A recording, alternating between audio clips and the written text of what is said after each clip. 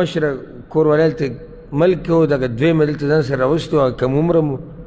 نو بیا راته چا ووایي او ښه مالداره سړی دا مې چې غریب وایي د هغه مشرې بچي مې ولیدو هلته بازار کې سوال کوو د ډوډۍ دپاره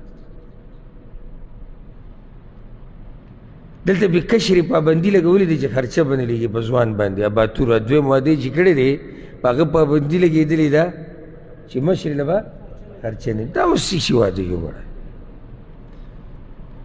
داسې سړي ته زمونږ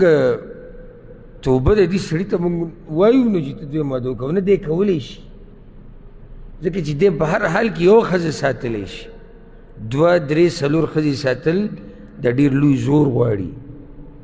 دا تقوا غواړي دا د الله نه یره غواړي دا علم او حکمت غواړي